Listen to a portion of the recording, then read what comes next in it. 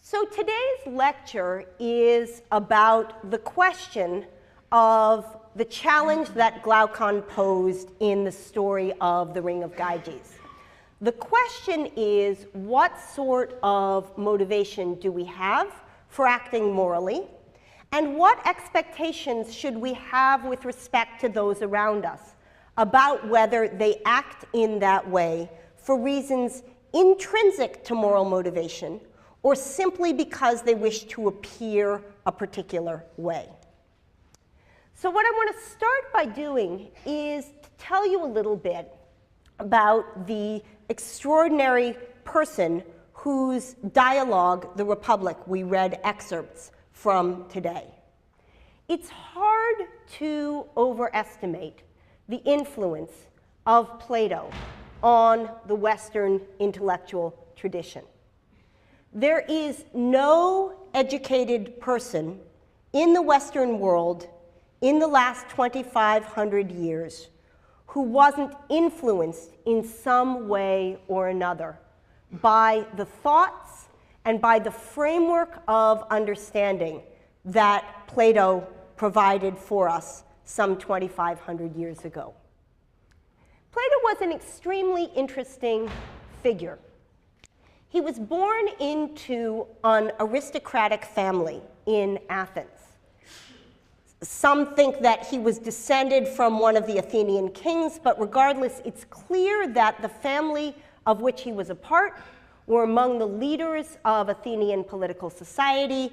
Several of his uncles had been part of a coup in the government that took place several years before Plato came to maturity. And the expectation of people like Plato was that they would go into civic service, government, public leadership. It was as if he were a Kennedy or a Bush or a Clinton. He came from a family with a long history of political engagement, and the assumption was that he would become politically engaged himself. But interestingly, for reasons about which there are great speculations, Plato came under the influence of a man about 30 years his elder named Socrates, who, in the portraits that we have of him, looked remarkably like Plato himself. Socrates was a gadfly.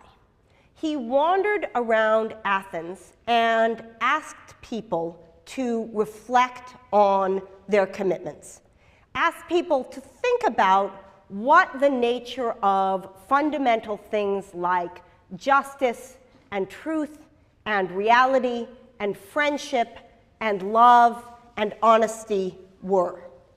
He asked people to reflect on common opinion and to ask themselves what of the things that they believed were well-grounded and what of the things that they believed were simply matters of received opinion. And in part because of his provocation, Socrates was sentenced to death in 399 before the Common Era. When Plato was roughly 30 years old, Plato attended the death of his great teacher. And he describes the story of the trial at which Socrates was accused of corrupting the youth of Athens in an extraordinary dialogue known as the Apology.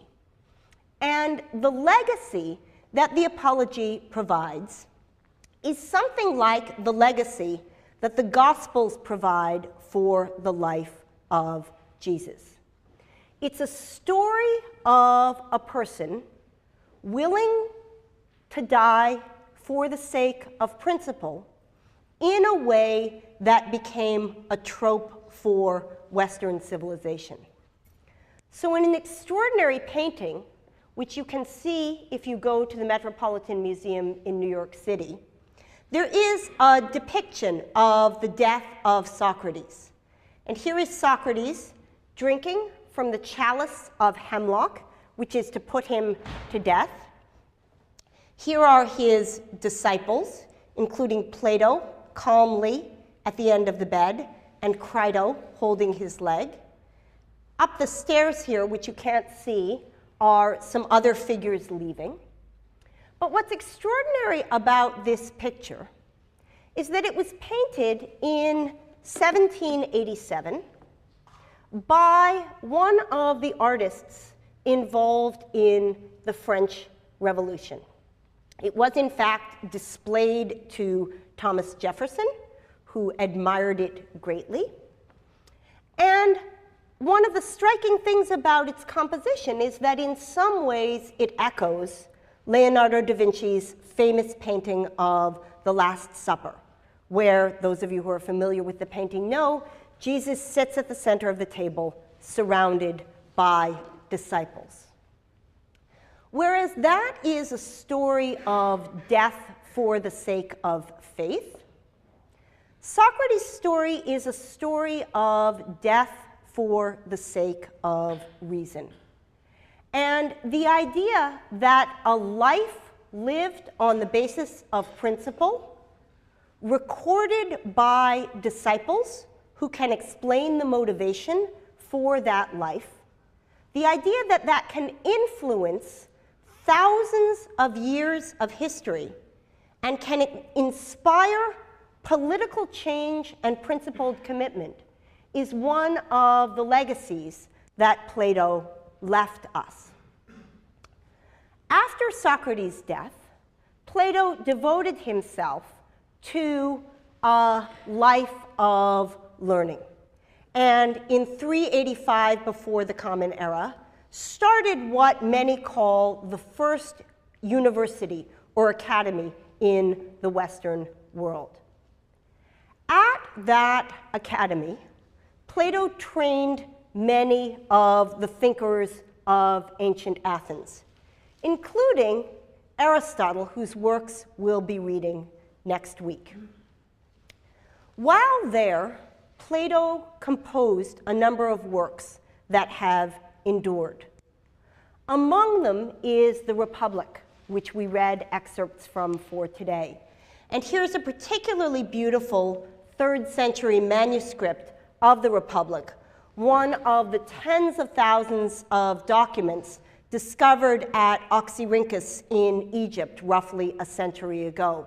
And I've put the spelling up there so that those of you who are intrigued can go and read about the story of the Oxyrhynchus papyri, which is one of the most incredible detective stories of discovery of a huge trove of documents.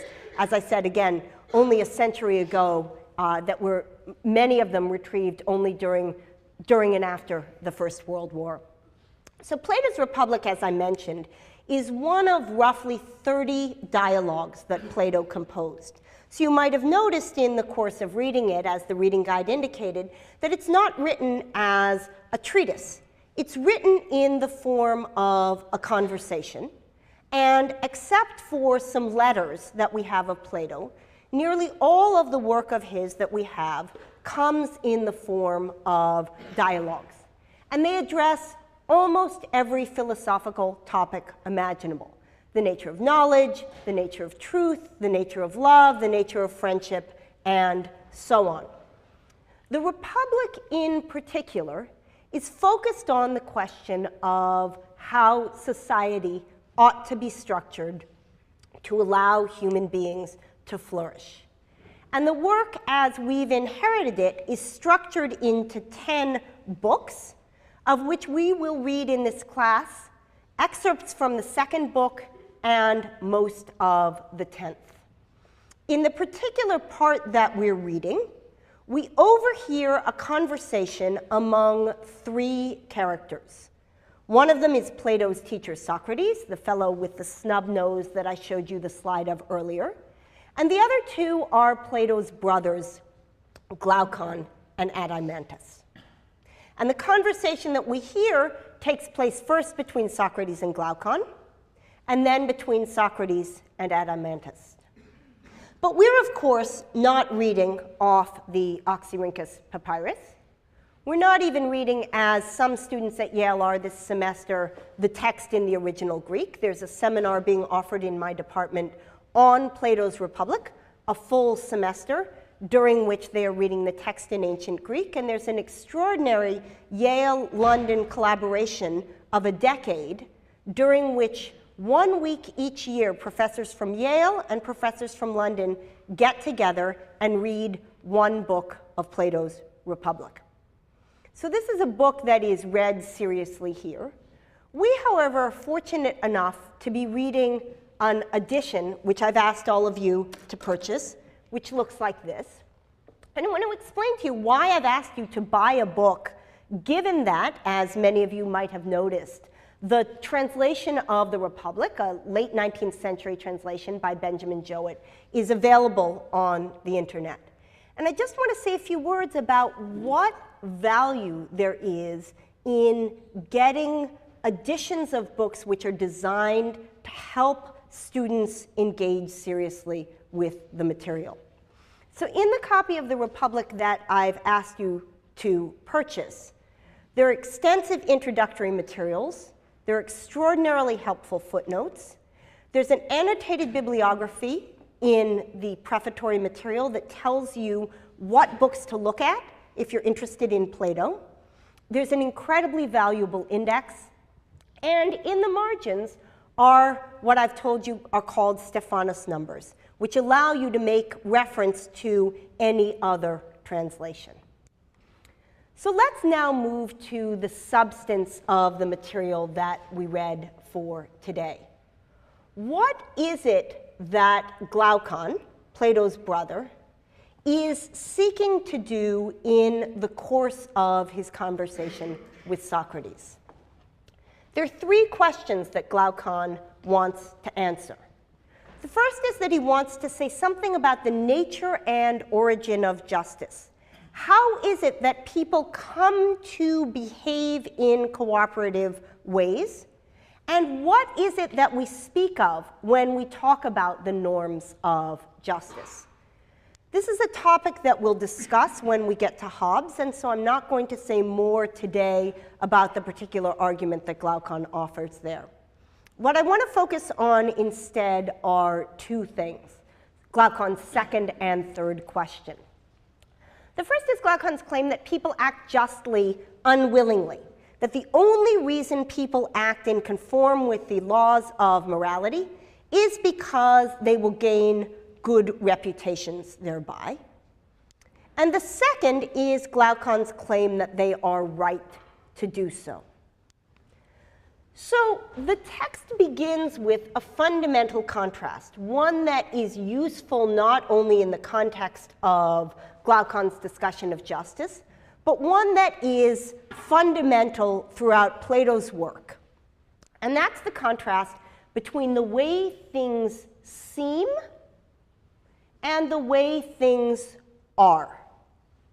And it's a crucial insight to recognize that seeming and being can come apart, and that in some cases our concern is with the way things appear, and in other cases our concern is with the way things are. So the text actually begins with a challenge that Glaucon raises to Socrates. He says, do you want to seem to have persuaded us that it is better to be just than unjust, or do you want truly to have persuaded us? And clearly Socrates' goal is the latter. He wants to engage in true persuasion. This theme of seeming versus being is then taken up by Glaucon, who asks Socrates the question whether there's value in being just, or whether the value of justice comes merely from appearing to be that way. So we find a contrast in the opening pages between three kinds of value that things can have. Things can be intrinsically valuable, valuable as ends in themselves, valuable for what they are. Socrates gives the example here of things like joy and harmless pleasures. These are things we value not because of what they provide in addition, but things that we value as ends in themselves. There are, by contrast, things that are merely instrumentally valuable, things that are valuable as means, things that are valuable in enabling us to do something else or in seeming to be a particular way. And into this category fall things like money, which is valuable, let me remind you, not as an end in itself, but as a means to other ends.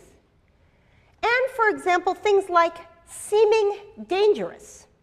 If what you're trying to do in an evolutionary sense or as a nation is to prevent others from attacking you, doesn't matter whether you are dangerous. What matters is that you seem dangerous. And there are, of course, things that are valuable for both reasons. Things like, Socrates says, sight, which we value both because it enables us to do things and because it brings pleasure in itself, or health, or learning, or knowledge. And the question which Glaucon and Socrates are disputing is into which category justice falls. Now, if we had our clickers, this would be a chance for me to re-engage all of you by asking you into which category Glaucon thinks justice falls and into which category Socrates thinks justice falls. But in our last low-tech day, I will instead ask you to raise your hands. Into which of the categories, intrinsically valuable, instrumentally valuable, or both, does Glaucon think justice falls? How many think he thinks justice is merely intrinsically valuable? How many think he thinks it's merely instrumentally valuable? And how many think he thinks it's both?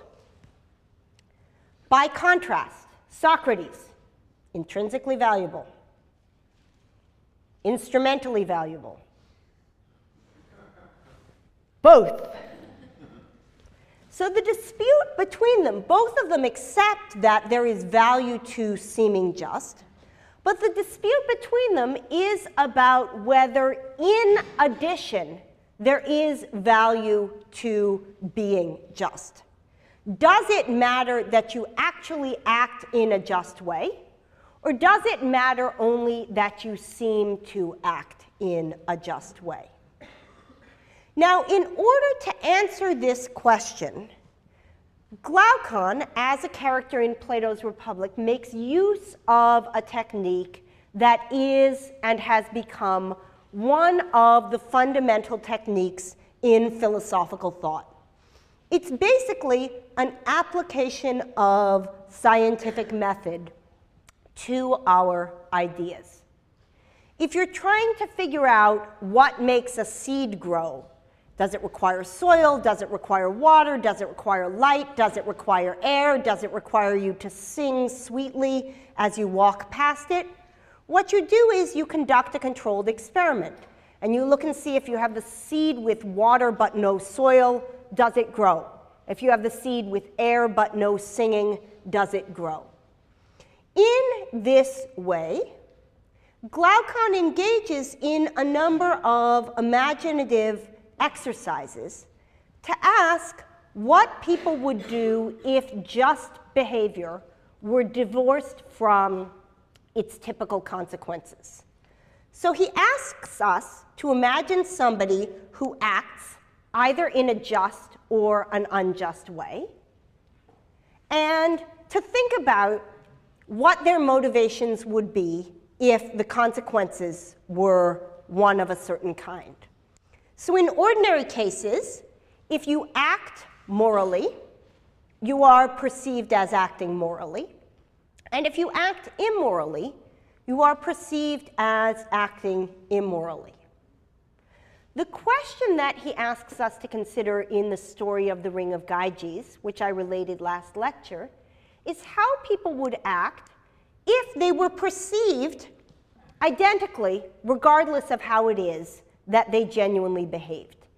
If your acts of immorality were invisible to the world, if you could behave immorally and nobody would see you so that your reputation remained unscathed, how is it that you would behave?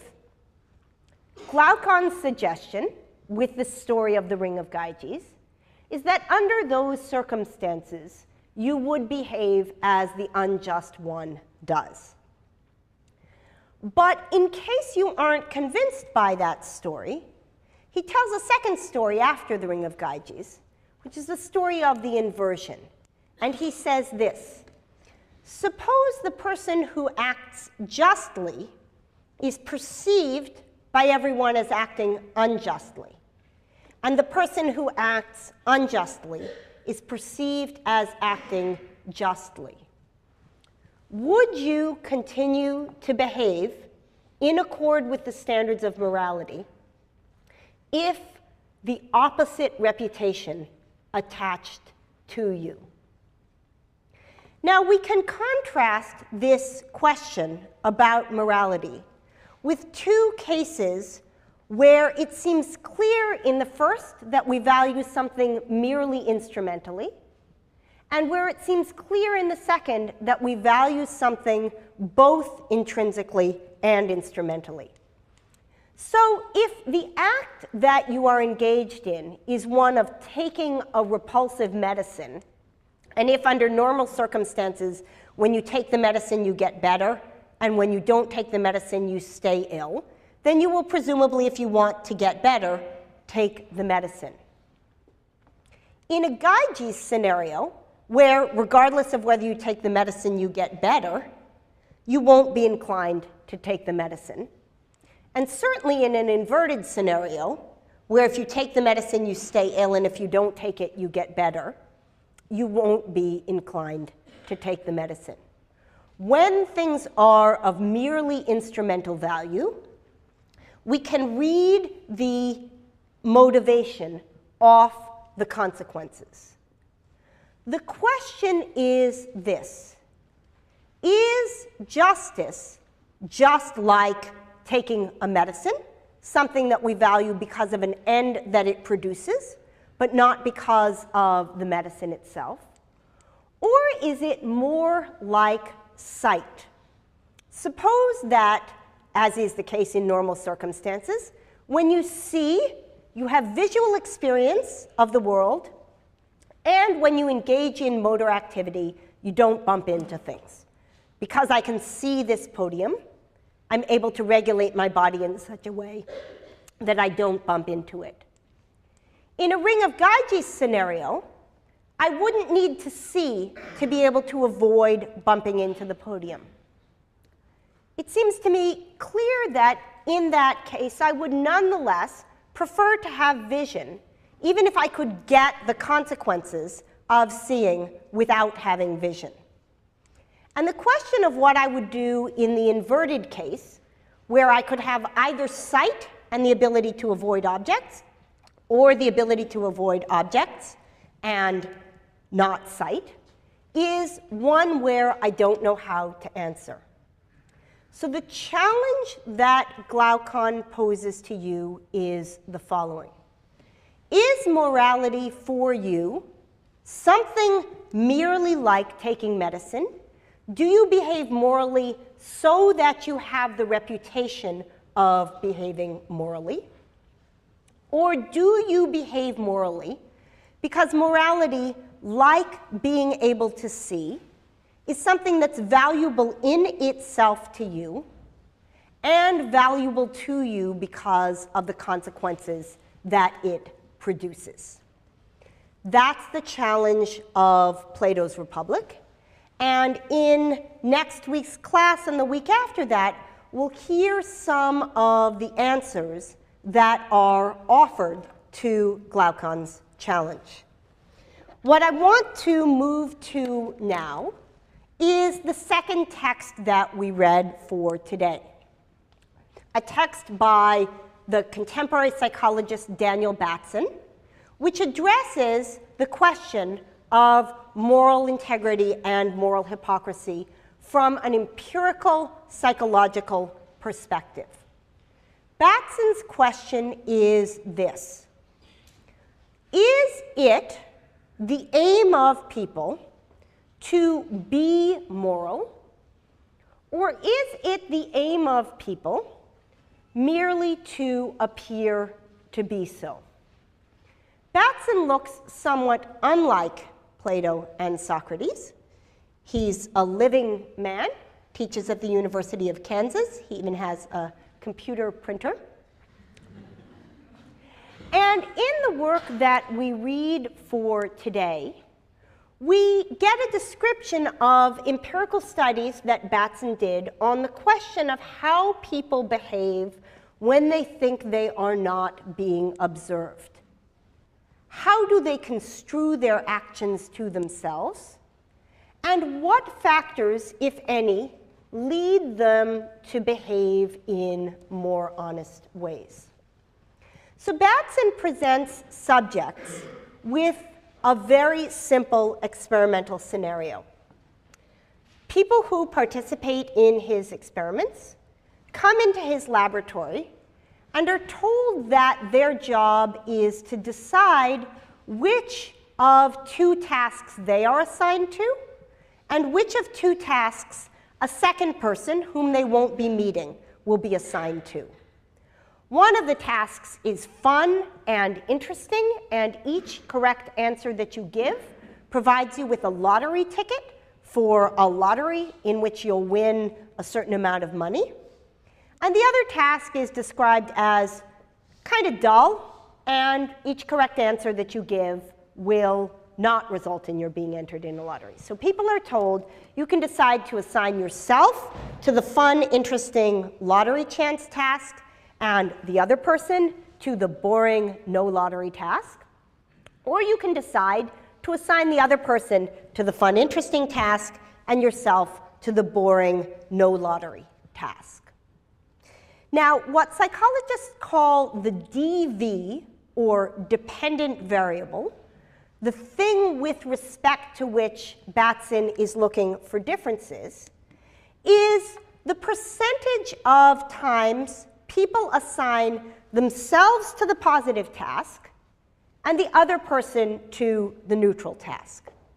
So if we were just doing it by chance, if you were literally just flipping a coin, what percent of the time would the self-positive task be assigned? What percent of the time would the person assign themselves to the positive task, hold up the number of fingers times 10 such that it would be that percent of the time?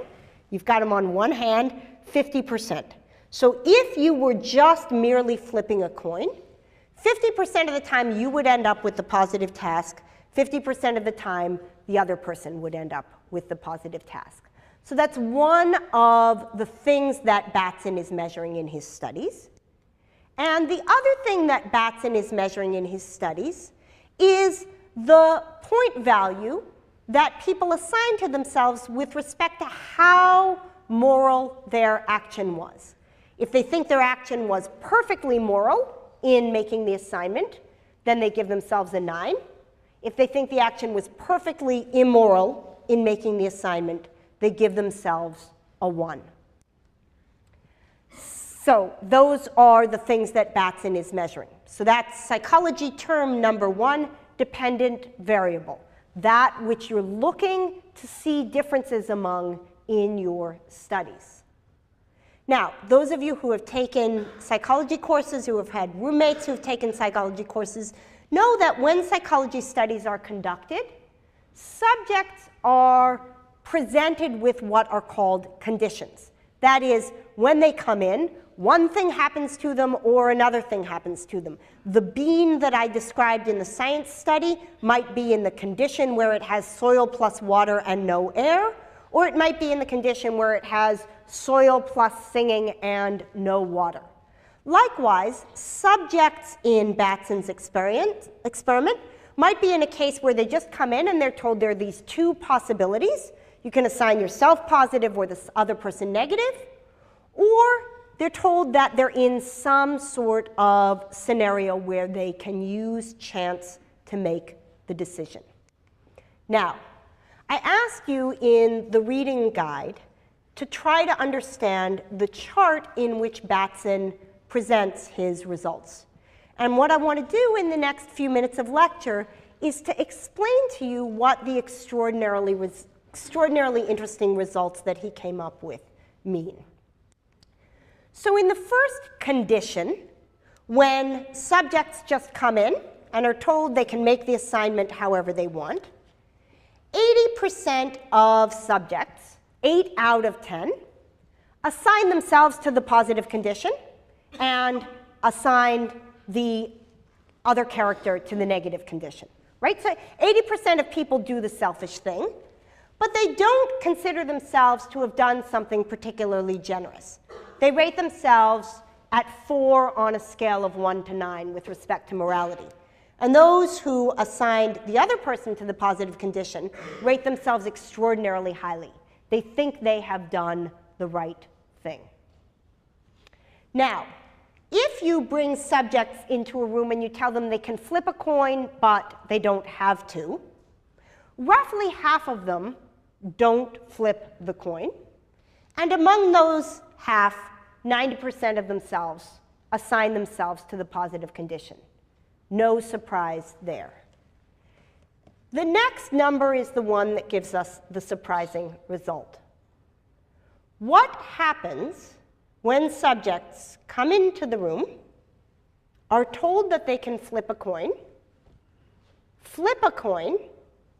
and on the basis of that coin flip, assign themselves to one condition and the other person to the other? What happens is that upon flipping the coin, 90% of them assign themselves to the positive condition. Now, we all just held up 5 fingers of one hand. So what's going on here? Well, why don't you think about what would happen if you flipped a coin and it came up heads? What does heads mean? Heads. Heads must mean I assign myself to the positive condition and I assign my opponent to the negative condition. Comes up tails. Tails. Tails. That means I assign myself to the positive condition. I assign my opponent to the negative condition. But here's what's striking. 90% of the people flip the coin, assign themselves to the positive condition, and rate themselves as having acted in an extraordinarily moral way. 7 on a scale of 9 with respect to how morally they behave. And the one guy who actually did follow the coin flip gives himself a 9. All right, so Batson's worried about this, and so he says, okay, let me see whether I can control for that by actually not making the coin say heads or tails, but I'll make the coin say on one side self to positive, and I'll make it say on the other side opponent to negative. What happens in that case? What happens in that case is that 86% of the people who flip up the coin, when it says opponent to negative, do what? What would you do? You flip it again until it comes up. That's not the one that counts. The one that counts is, it must be the 14th flip that actually determines. And those people, again, rate themselves as having acted in an incredibly morally appropriate way. Even when Batson labels it with colors so that he can see through the window who is doing what, he gets this same extraordinarily astounding pattern of results. In 8 out of 10, 9 out of 10 cases, people given the chance to represent to themselves that they have behaved morally will do that even if what they've really done is taken advantage of an ambiguous situation. It appears, says Batson on the basis of this, that what people care about is seeming moral to themselves and not, in fact, about acting in a way that's fair. But what can one do to induce in people pro-social moral behavior? Here's the extraordinary next study that Batson did.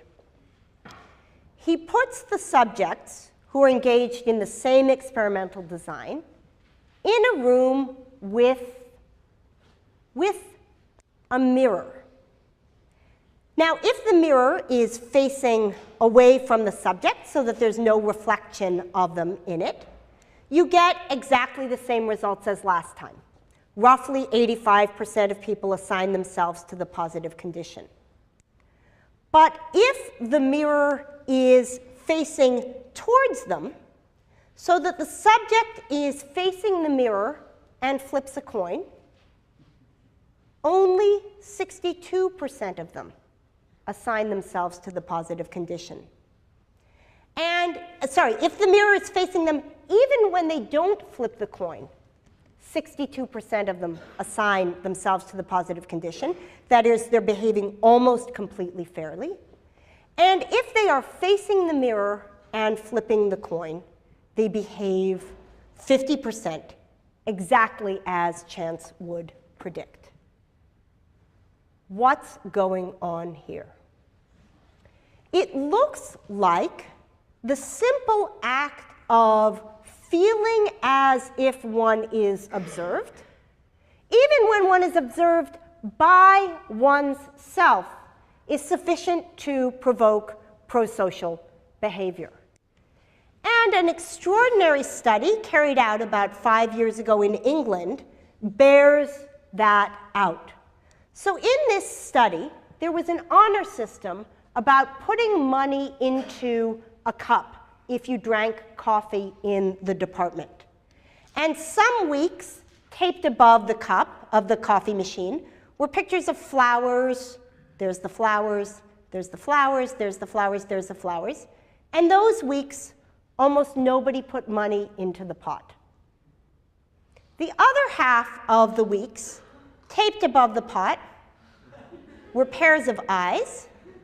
And those weeks, subjects donated large amounts of money into the pot.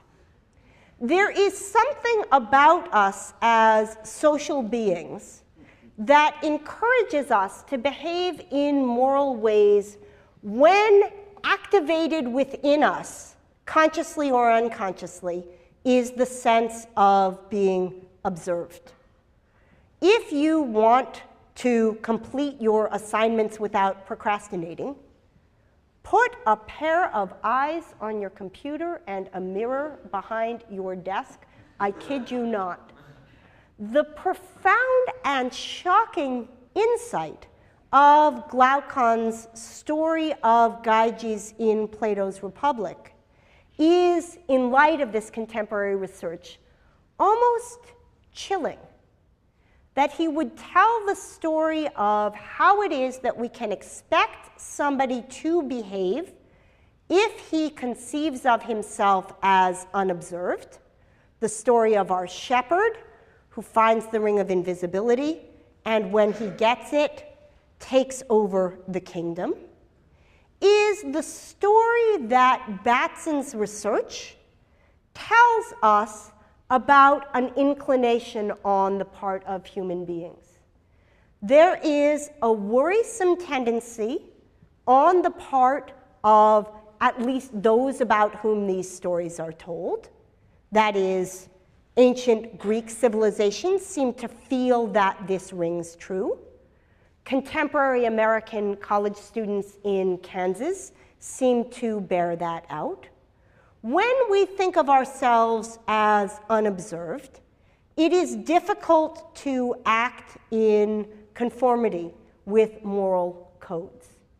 And the question which will reoccur throughout this semester, both in the unit on morality and in the unit on political philosophy, is the question of how society can be structured in such a way that there are the equivalent of eyes above our computers and mirrors in our rooms, so that we can act in keeping with rules that allow societies to provide the kind of stability that allows human beings to flourish.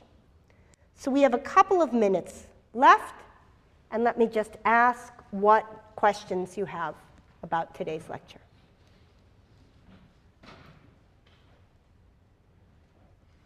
Silence.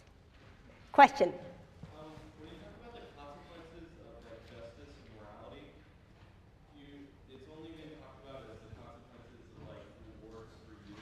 But is it a lot different when there are consequences like somebody else might hurt? Good. So the question is, when I've talked about the consequences of morality, I've restricted discussion to consequences for you. Things like your reputation. And the question is, what about other sorts of consequences? What about when acting in immoral ways brings harm to others? One of the things that we'll talk about next week, and again in the section on justice, is human beings' capacity for empathy and sympathy, and the ways in which those features might be leveraged to help do some of the pro-social work that mirrors and eyes do. So excellent question.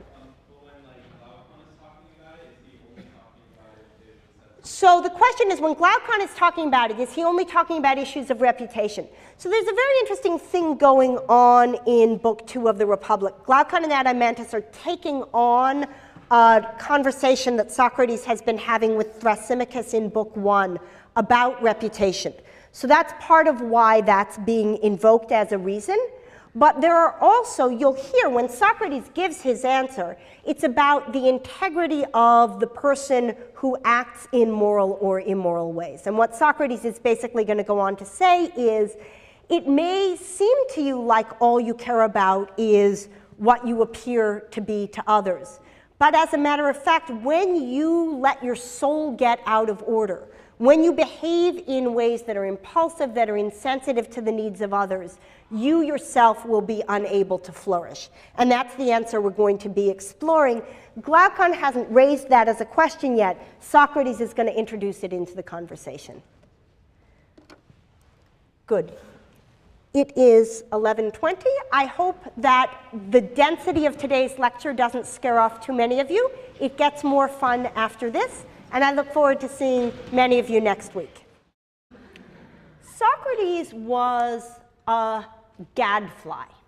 He wandered around Athens and asked people to reflect on their commitments, asked people to think about what the nature of fundamental things like justice and truth and reality and friendship and love and honesty were. He asked people to reflect on common opinion and to ask themselves what of the things that they believed were well-grounded and what of the things that they believed were simply matters of received opinion. And in part because of his provocation, Socrates was sentenced to death. So today's lecture is about the question of the challenge that Glaucon posed in the story of the Ring of Gyges. The question is, what sort of motivation do we have for acting morally? And what expectations should we have with respect to those around us about whether they act in that way for reasons intrinsic to moral motivation or simply because they wish to appear a particular way? So what I want to start by doing is to tell you a little bit about the extraordinary person whose dialogue, The Republic, we read excerpts from today. It's hard to overestimate the influence of Plato on the Western intellectual tradition. There is no educated person in the Western world in the last 2,500 years who wasn't influenced in some way or another by the thoughts and by the framework of understanding that Plato provided for us some 2,500 years ago. Plato was an extremely interesting figure. He was born into an aristocratic family in Athens. Some think that he was descended from one of the Athenian kings, but regardless, it's clear that the family of which he was a part were among the leaders of Athenian political society. Several of his uncles had been part of a coup in the government that took place several years before Plato came to maturity. And the expectation of people like Plato was that they would go into civic service, government, public leadership. It was as if he were a Kennedy or a Bush or a Clinton. He came from a family with a long history of political engagement, and the assumption was that he would become politically engaged himself. But interestingly, for reasons about which there are great speculations, Plato came under the influence of a man about 30 years his elder named Socrates, who, in the portraits that we have of him, looked remarkably like Plato himself. In 399 before the Common Era, when Plato was roughly 30 years old, Plato attended the death of his great teacher. And he describes the story of the trial at which Socrates was accused of corrupting the youth of Athens in an extraordinary dialogue known as the Apology. And the legacy that the Apology provides is something like the legacy that the Gospels provide for the life of Jesus. It's a story of a person willing to die for the sake of principle in a way that became a trope for Western civilization.